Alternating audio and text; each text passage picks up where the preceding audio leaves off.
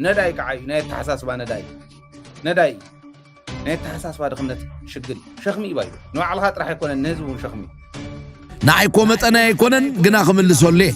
راز خدو يكونوا افتدوب تراخو يكونوا حنت يكون يحتبوا بس ابي كان بايسكم يحيدونا امي امنتا يحيد تقرا دينا نقطنا حلنا يتزرع حكي خلي لاتهم دي تحدو سزي نعها زي ودانا كا ايو فحنا نقول زلنا ام دلو ارترا بمنتا ام زدولينا زلو نمنتا ام زدولينا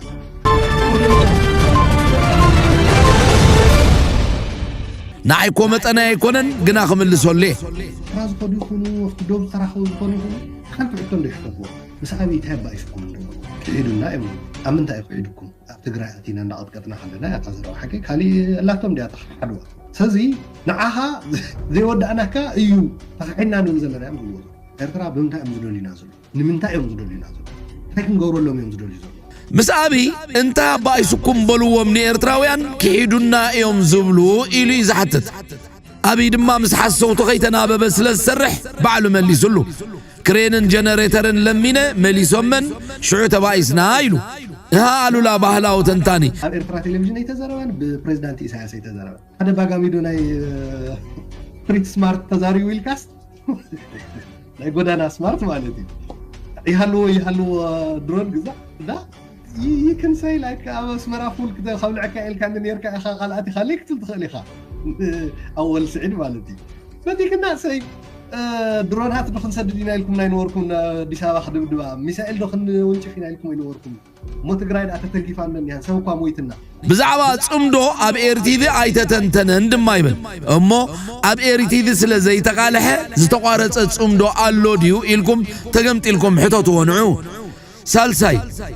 امو درونو كوتوكيسا زي موصنا دا ايلو نابي حتوتو الولا مسو اندي خات سرح زلها ناب غزا حزب خاندا تتوكوس زي حتت كايوس ناول محتات قليلوكا نغويتا حتوتو الولا خدع نغزا حزبخا انصلالي ون زول حدغا بخرسخا تشيتكا عششكا بتبلو ባህላው ጾታ ትግርኛ ገዲፍካ ኦሮሞ ختل ህዝብ መረጽካ ሙኻንካ መልሲን ማዓሉ اول سعيد مالتي بريت سمارت تزاري ويلكاس ናይ ጎዳና ስማርት ማለት እዩ ናይ ድማ ዝጸረፈን መሲልዎ ስትሪት ስማርት ወይ ስትሪት ዋይዝ ኢሉኒ ኣብ አሜሪካ እንዳነበረን ዓዲል ናዳ ጸርፍዝ ቆመሉ ቀለም ነጠቅ ባህላው ተጻዋታይ አሉላ እንካ ትርጉሙ ዲክሽነሪ አንብብ ትርጉሙ ኣብ ዓበይቲ ከተማ ንዘጓንፍ ጸገማት ፍልጠትን ተመክሮን ዘለዎ ፊኖ ወድ ከተማ ሻጥር ወድ ከተማ ሻጥር ወድ ሹቅ ይትርጎም فينو ود ختما مخاني زيادة مرقاقص كخونلكا نسخا صبحن زي صبحن وصيخا ختلفلف صمدو كابتوم كزاربو تصبيهم زلخا سبا سلطان بخمي نمنتاي نعين قدمي تاوصيوني حزبخ نمنتاي تقبلنا حاتيتكا ملسون ترخيبكا ترجم ستريت سمارت خبرهالكا يبولولي حجون اذنو دوغفو አሉላ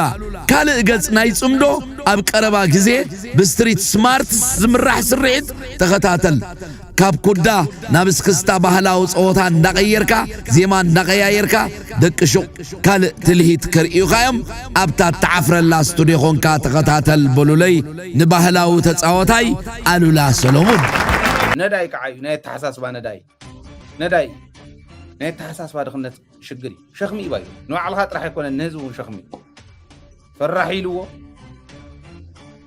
فرحو ياو نري لنا بتقبل سسعون نري لنا زلمع مريت تستخاخل بحري تستخاخل ودب كلمه لتزي كوين مريت عدل قدام صريحه قعبيي يودك سر حلو بروجكتات ريفان دا قرص ازنبر كاو ببلጭልጭ افتين زخونه ريفان سقيلو بقى بلጭልጭ ديبللون لمعنا لنا بولون እንዳለ ዝነብሪ بزي مغلاصو بتعم زغرمي كينات مؤواجو ابي احمد ون غليص وي تسمع زي يفلط اواج كيناتينا نسمع زلنا بزول غليصو اصواري غزلو تاميلمو من يزغزق زلو درونات من يزغزق زلو طيت من يزغزق زلو صوار بحفشا انت تاميلمو زمصو وانت لكاس نمحساويو زي ጨንቀ ካይዱ ቀዳማይ አዋጅ ኩናት አንጻር ህዝብ ኢትዮጵያ መዃኑ ግን የተረዳው ወኒ ዝብሎ ኣብ ልዕሊ ህዝቢ ትግራይ ኣብ ልዕሊ ህዝቢ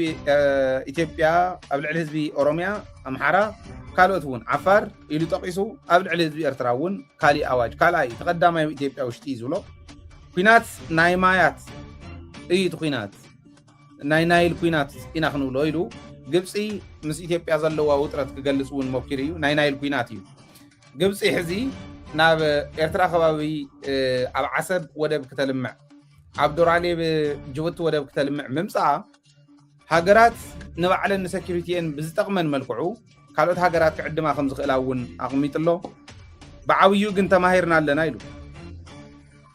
ናይ ኣቦይ ሳልሕ ፅውፅዋይ ኢሉ ከም ዝገለፆ ተማሂርናሉ ኢና ግን ኣካይዳና ማንም ብዝዕገርገሮ እንፈርሕ ንሰግእ ኮይንና ይኮንናን ወይ ስራሕ ኣለና ኢልና ናይ ባዕልና ስራሕ ክንሰርሕ ኢና ንኸይድ ኢሉ ኣቕሚጥዎ ኣሎ ካብ ኩሉ ንላዕሊ ከዓ ከፍቲ ሕዝበልክዎ እውን ንላዕሊ ዝብሉ ኣነ ጎደባዊ ወይ ከዓ ዞባዊ ርግኣት ምፍጣር ግዴታ እዩ ሕርያ ኣይኮነን ኢልዎ እዚኣ ዓባይ ነገር እያ ንዓና እውን ትምልከት እያ ካብ ዝብለን እዚኣ እያ ጎደባዊ ወይ ከዓ ዞባዊ ጎደባዊ ማለት ጎረባብቲ ሃገራት ጥራሕ ዝሓዘ ይመስለኒ ዞባዊ ዝኾነ ቀጠና እንብሎ ብምሓርኛ ዞባዊ ነቱ ዞባ ቀርኒ ኣፍሪካ ብሓፈሻ ዝሓዘ እዩ ዝመስለኒ ኣብዚ ምርግጋዕ ክፍጠር ምግባር ምርግጋዕ ንኽህሉ ናይ ባዕልካ ኣስተዋፅኦ ምግባር ሕርያ ኣይኮነን ናይ ግድን ክኾን ዝግብኦ ነገር እዩ ኢሉ ዘቕመጦ ኣሎ ብሓፈሻ ግን እንታይ ኢሉ ዝብል ካብተን ነጋግሩ እውን ክንሪኦ ስለ ዘለና ኣይ ቲንክ ተናቱ ቃላት እውን ተንወስደን ንረኣየን እሞ እንታይ ኢልዎ ዘሎ ዝብል ነየናይ መልሲ ይብሉ ዘሎ ዝብል ናይ ኣብዪ ኣሕመድ እውን ቀፂልና ክንሪኦ ጉጅለ ብልፅግና استراتيجي كلتا مايات زبل زي كون نتاوي توم حيزو حلف حليفو نلوالونت إيرترا زنت أتصري كتسالن أسل كايم بروباغندا وزمته كايت سنيح الله هذه تصعق ناي بروباغندا زمته كينات نمواجن نمولعن زيت الجازلو كدما مدلواتن سقات مخانو زقلت وغناتون علو بتخالو وغن أب كللات تقراي أمحرا أوروميان كالن زولو زبيتاوي كونتات إثيوبيا أزيو أسكافي أب إثيوبيا زولو كونتات نابي كمن رح يخل قبل على إيرترا كله زخل صلواقه أنا قد حتى توصحهم ما حشين بقولكم يا حسيبنا يا رحمناتو 4 فيدالات دلو أكرونيم مالاتني سنف نداي تكاتلن لها سنف نداي سسع عموداتها سنف نداي عموداتها كم زد مسألة أجندة سريعو نزي هزبزي أب هوكت كوتو تعوج ذا اللغينات لا بحق ذا قرم نجر تقرم نقوم ذا قرم نجر سمعنا نفلت فينا بزع نجرمو سرعتها بشباب موس النور كويناتات أوجي نيرام خمسي تسمع نفلت نجر أكلنا تحت سلمن تعيو خمسي عينت أواجاتنا كوينات قدامي أواج ناكوينات أنصار حزب إثيوبيا زناي معايات ناي خالد بحال مدامقي قرب تاعته لي موداتو زوخينات زين زي تعوجوا لي يلا كوينات ناي معايات تلك مواج نمن انا بقطع ناي قيح بحر ناي قال يكون ناي ناي ناي ناي ناي ناي كوينات غاتو وجزلا نمن غاتو وجزلا نمن ملكت اواج ناي كوينات بريتوريا تسمم تغيرو خمسة تغيرو تبعيلو قدم قدادم فانوتات كانت فينا تبعيلو انصار حزبي امحرا اواج ناكوينات تاوجو انصار تግራይ ኩናት ተአውጁ انصار اورومو ኩናት ተአውጁ انصار ሶማል ኩናት ተአውጁ انصار عفر ኩናት ተአውጁ መወዳእታ ዘይብሉ ኩናት ተአውጁ መወዳእታ ናይ ሎቢ ውጅለታት ዘካይዶ ደለዋ ዘመተ ናይ ቀይሕ ባህር ሞስኮት ናይ ባህሪ معلت زرباتات فسيمكا توم دسمعو عقالات يوم يدبل أنا كيسمعو كله من قدو حيزو دخيد قال سبقن إلا بطو تعاتو لأتين دالا أجي ناب كم زد أمثل قلولا ودمر حسب سنف تراي سنف نداي فرح سسع سنف يلك حزن نداي يلك حسن فرح بل سسع على له كله سسع زين انت نقد مجلسنا زين انت اخذ بعد الله اجي عدم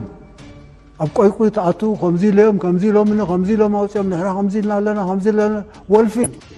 ولف ناي نداياتي ولف ناي سسعاتي ولف ناي فرحاتي ولف ناي سنفات قال ترجم كله ايغلني سلامتاي سب شغل بزعبا خمزه امثله خوينا تاوج له درونات مصالوا خمز مص من يزون صندلو تندرونات من ينز كله صور كاب دغنا شمته دمص دلو من ينز كله وديታት ዝሙውል ደሎ ካበይ ድመጽ ዘሎ ተገንዘብ ብሙሉ ናብ ዝኸይድ ደሎ من يتزغزا دلو عصوب سلامتاي يتزغزا دلو እንታይ ክበልዕ ኢሉ ኣቱ ደሎ ሓደ በሓደ ኢልካዳ እዚ ጾወታ እዚ እዚ ናይ ብልጽግና ናይ ዘይብልጽግና ዝበሃል ደይኮነ ናታቶም ኣጀንዳ እውን ኣይኮነን ናይ ብልጽግና ኣጀንዳ ኣይኮነን እዚ ናይ ካልኦት ኣጀንዳ እዩ እቶም ዝምውልዎ ደለዉ እቶም ገንዘቦም ዝህቡ ደለዉ ምስ ቀዲመ ክጠቕሶ ፀናሕኩ ናይ ሱዳን ኩነታት ካብኡ ፈሊእኻ ዝርአ ኣይኮነን ኣብ ብሉ ናይል መጥቃዕቲ ክግበር እዩ ተባሂሉ ዝመወዳእታ እዋን መንገዲ ኩርድፋንን ካልእ ማልእን ዝግበር ዘሎ ተን ግንባራት ንሱዳን ተኣወጃ ካብ ሊብያ ናብ ቻድ ናብ ሰንትራል ኣፍሪካን ሪፐብሊክ ናብ ደቡብ ሱዳን ናብ ኢትዮጵያ ዝጠመተ ብኡ ጌርካ ናብ ናይል ምፃእ ናብ ኩርድፋን ምፃእ ዝበሃል ሓድሽ ካብ ዝኾነ ሰብ ተሰወረ ምስጢር ኣይኮነን እዚ ብልጽግና ድዩ ድላይ ሽም ሃቦ ናይ ሰነፋት ናይ ከዳዓት ናይ ስሱዓት ጃንዳ ተንድልቕመን ደሎ መቕሺሽ ተረፍ መረፍ ናይ ማእድን ናበልዐ ዝሰርሕ ደሎ ኩናት እውጀልና ኣለና ንሕና ንጭነቐሉ ምኽንያት ኣለና ኩናት እውጅ እዚ ኩናት ተተኣነት ኩናት እውጅ ተማሂርና ብዙሕ ነገር ርኢና ኣለና ትብል ትኽእላ ኣብ መወዳእታ ግን ኣነ ነዚ ጉዳይ እዚ ከም ናይ ኣቦይ ሳልሕ ፅውፅዋ ኣሎ ነዊሕ ዛንታ እዩ ግዜኹም ከጥፋኣልኩም ኣይደልን እየ ግን ሰነፍ ወይ ሰይጣን ንገዛእ ርእሱ ሰብ ተመሲሉ ኣብ መገዲ ፀናሓካ ዓዲ መካን ዓቡን ሻስተና ከም ዝብለካ ክንቋየቆካ ምእንቲ ኣይፋለይን ከምቲ ኣቦይ ሳልሕ ዝብሎ أوي سرح الله تني سرحي مسا سالتكم مساكا تبلو امبري كومي سرحك حدا سنف من قدن لحصني حكا بسنفات تعديمك او قوي تؤتو دبال تمهرتي قدم تمهرنا عد شما لاي سنفات تمهرتي يلنا انا ابو نحنا مدراوات كبر الله انتاي تزكبر دلو مدراوات متقعت بيني وجمر معاشهم كجمرو بفانوتات ديم كجمرو قدمنا حزب اثيوبيا كنا ديم اوجم كودو بمنقد سامرة ديم كموسو بتقراي غيرهم ديم كموسو بيناي منقد دي بغوجام بغندر دي بشوان بورلم دي بيناي كبابيتاتهم موسو ديك زيغا اي تطفئ ذاك تقصلكا صنحو منال باش دغاغم كما صبوتيا سنف نداي فرح سسع ازي حمامات ازي دلوهم سبات مصيوم نزي خباب هوكت فطرلو فقدلو ما يغبال ابناتاتهم معدن اي قويقوي معدن اي حصوت معدن اي مدنغار كنعدم يبلنا سرحنا نقبر كنكلالنا كنا تعوجلنا دحان معلتو نرينا نمصينا انا كن كنا تعوجو مثلنا ناي مكلخان نزغونه وغن نحطلو مخنيات يلن كمزي دا مساله سنفنا زوزو سسعن فرين دفعو نداي طفشان مالت دخسر كمزي مسيحات زارب زينا انا كمان كقصقص يبلن كزاربولو ديبلو غداي زي كنا مسمصرينا حدش ነገር አይኮነን انا ኣብ ኮሌጃት ከይና ተማህርናዮ ኩናት ኣይኮነን ብግብሪ ተማሂርናዮ ታሪክ ባዕሉ ድምስክረሎ ኣብ ኮሙታት ነገር ኣይንዕደምና ብከምዚ ዓይነት ጠልቀፍቀፍ ናይ ስድታት ኣቀራርባ ኣብ ኩናት ኣይንዕደምና ብዝተኻለ መጠን ከምዚ ዝኣመሰለ ነገር ካይመፅእ ግዴታና ልዕልና ንሰርሕ ተዘየሎ ከምዚ በሃል ኣሎ ለይትን መዓልትን ብከምዚ ዝኣመሰለ ዝተወደበ دراماتيك هو بروباغندا زكايت زمتتات اي تسمعيو سينكا سرحكا غبر ناي لمعات مدباتكا قال تفرالي قدامنتاتكا سرح تسرحكا حشكامبر مسكمزيوم دا مسلو دا هوتتو ندايات مساتم دوغاي مخنيات يبلكان ኣውጆም ኣለዉ እኩቡ ኣለዉ ከምዚ ገብሩ ኣለዉ ምስ መፀ ክንሪኦ ኢና ቀሳይልና ሕጂ ካልእ ስራሕና ንገብር ከምቲ ናይ በሻለ መገዲ ብዝገርም ኩነታት ገሊፅዎ ሕዚ እቲ ኩናት ኣዋጅ ኣውጁ ከም ዘሎ ድራማቲክ ዝኾነ በቃ ናይ ፕሮፓጋንዳ ወፍሪ ይግበር ከም ዘሎ ብደንብ ገይሩ ገሊፁ ቅድም ኢለ ከም ዝገለፅክዎ ነገር ግን እዚ ኩሉ ምስ ዝህውትቶ ይንህውትትን ኢና ምስ ከምዚኦም ዝበሉ ናይ ዘረባ ወልፊ ዘለዎም ድራማ ናይ ምስራሕ ወልፊ ዘለዎም ኣይንህውትትን ኢና ኩናት ምስ መፀ ክንሪኦ ኢና ኣብ ኮሌጃት ከድና ተማሃርናየ ይኮነን ብግብሪ ዝተማሃርናየ ኢና እንታይ ከም ንገብር ሽዑ ንፈልጥ ምስ ዝህውትቱ ግን ኣይተሃውትት ኢሉ ንዜጋታቱ ነጊሩ ኣሎ እንታይ ዳ ኣይሞቱ ኣውጆሙልና ትብሎ ዘለኻ ኩናት ኣውጆም እዮም ከም ዝበለ የለን ተራእዩ ዘይፈልጥ ናይ ኩናት ኣዋጅ ኢልዎ ሓቂ እዩ ሚኒስትሩ ሚዲኡ ግዝዑ ሆይ ይብል ኣሎ በቃ በቢ ዩኒቨርሲቲ እውን ቀይ ባህር ይባሃል ቀይ ባህራችን እዩ እንዶ የባለቤትነት ጥያቄ የምዙል እምበር የመጠቀም መብት ኣይኮነን መሰለ ኣይኮነን ዝሓቱ ዘሎ እንታይ ዳ እሞ ዝኩሉ ኣዋጅ ዝበልካዮ ተራእዩ ዘይፈልጥ ኣዋጅ ዝበልካዮ እንታይ እዩ እንተልኩሞስ ኣፀቢቑ ዝገለፃ ወልፊ ሰነፋት ወልፊ ነዳያት ወልፊ ፈራሓት ወልፊ ስሳዓት ይልዎ ወልፊ ስሳዓት ይሓቁ እዩ ወልፊ ፈራሓት ወልፊ ነዳያት ወልፊ ሰነፋት እዩ ነገር ግን ከዓ ሓንቲ ብርግፅ ከም ሓደ ፕሬዚደንት ክብሎ ዝግብኦ ንስ እዩ ፕሮፓጋንዳ ግን ኩሉ ግዜ ሓይሎም ንሳ ስለ ዝኾነት ፕሪንሲፕል ኣሎ ናይ ፕሮፓጋንዳ ፕሪንሲፕል ዘረባ ዝደለኻዮ ፅባሕን ክኾነልካ ትደልዮ ተውፀሞ ካብ ሕልናኻ ትድርብዮ ኣብ ቀዳማይ ሓደ እውን ይገልፆ ነይሩ ፍስሓ ዘርኢ ይመስለኒ ፕሮፓጋንዳ ታትደልያ ዘረባ ታትደልያ ወግዒ ኣውፂኻ ደርብያ ዘልዕላ ይትስእንን ደጋግማ ብዙሓት ከኣምኑላ እዮም ከልዕልዋ እዮም ብዙሓት ከኣምኑላ እዮም ብዙሓት ከዓስልዋ እዮም እዚ ፕሪንሲፕል ናይ ፕሮፓጋንዳ ናይ ኢትዮጵያ እዩ እዚ እውን እንተይረሳዕኻ እዩ ግን ሓቁ እዩ ወልፊ ሰነፋት ወልፊ ነዳያት ወልፊ ፈራሓት ወልፊ ስሳዓት ነገር ግን ናይ ፕሮፓጋንዳ ከይዶም ብፕሮፓጋንዳዊ ከይዲ እንተዘይተመሊሱ ወለዶኹም እንዳሓሰቦ ኩሉ ግዜ ፀላኢ እናተፋጠጠ ዝነብረሉ ዘባ ይኸውን እንተኮይኑ ብፕሮፓጋንዳ እውን ምስዓር የድሊ እዩ እዚኦም እዮም ንሶም ኢልካ በታ ዝገለፀ ሕዚ ንኣብነት እዚአን ደጋግምዎን ኢሉ ዘቕመጠን ትኽክል ከምኡ እንተደጊሞሞን ሚድያታት ኤርትራ ነዳያት ኢኹም ሰነፋት ኢኹም ፈራሓት ኢኹም ስሳዓት ኢኹም ዘረባኹም ወልፍና እዚኦም እዩ ካሊእ ተኣምር የብሉን ሓቅነት ዘለዎ ይኮነን ዝብል ብመርትዖ እንዳቕረበ እንድሕር ደጋጊምዎ ሚድያ እሳቶም እውን እቶም ከታልልዎም ዝኸርዎም ዘለው ናታቶም ጓሓፍ ተቐበልቲ እውን ተማሂሮም ናብ ሓቂ ናብቲ ናይ ሓቂ መስመር ክመፅሉ ዝኽእሉሉ መስርሕ ምጥጣሕ ናህና እዩ ዝኸውን ኢሎም ክኸዱ ከለዎም ኤርትራውያን እውን ንሕና እውን ንባዕልና ንተጋሩ ኢልና ክነሓስበን ከለና ከምኡ ጌርና ክንከደ ኣለና እዩ ኣየኖት እዮም እቶም ናይ ሰነፋት ወልፊ እቲ ናይ ነዳያት ወልፊ እቲ ናይ ፈራሓት ወልፊ እቲ ናይ ስሳዓት ወልፊ እዩ ወልፊ ዘረባ እምበር ተባሃለ ነገር የለ ተዋሃወ ነገር የለ ይሕሲ እዩ ዘሎ ኣዋጅ ኩናት ምእዋጁ በዚኦም ተመርኪሱ እዩ ዝብሎ ዘሎ ከመይ ዝበለ ፕሮፓጋንዳ ናይ ኣብይ ኣሕመድ እዩ ዝብል ደንብ ጌርኩም ራእይዋ ስመላለስ አስመራን ካየሁ በኋላ ከክቡር ፕሬዝዳንቱ ጋር አሰብ መሄድ ፈልጋለሁ ብዬ አሰብ ሄጄ ነበረ። አሰብ ባህሩ ጋር ቆመን ያወራነው ምንድን ነው? ስለ ፖርት ነው። ተመልሳችሁ ማየት ትችላላችሁ። የት? ኤርትራ ምድር ውስጥ። ሶስተኛ የመደመር ትውልድ መጽሐፍ ላይ በግልጽ ጂኦፖለቲክስን አስፍሬ የአሰብ ጉዳይ አስቀምጬ ለኤርትራ ባለስልጣናት በስጦታ ልኬላቸዋለሁ። ሚስጥር እኮ አይደለም፣ ያውቁታል። ለሁሉም ልኬላቸዋለሁ። አራተኛ እናንተ የምታውቁት የዛሬ 6 ዓመት 5 ዓመት ባህር ኃይል አቋቁመናል እና ምን እዚህ ውስጥ ለማይኑ ባህር አቋቁመ ነው።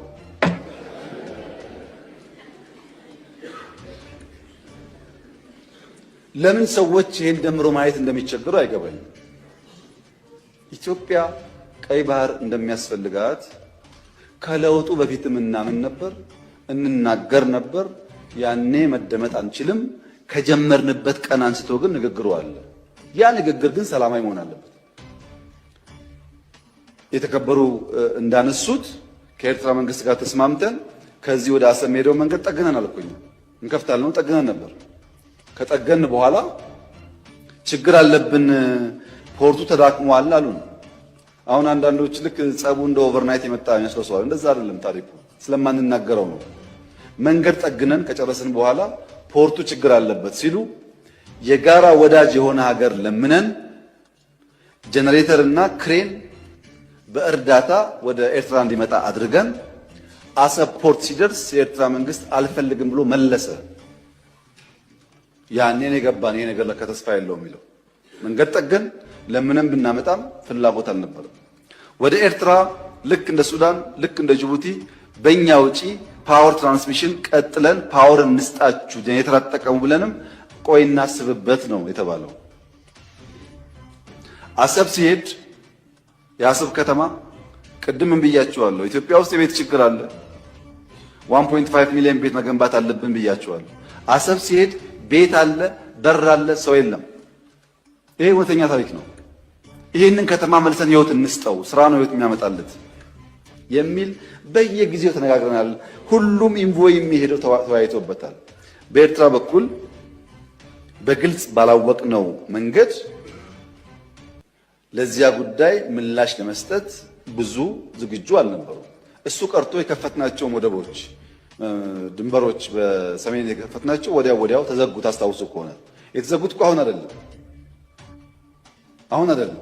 እናንተ ችግር እንዳለ ሳትሰሙ ነው የተዘጉት።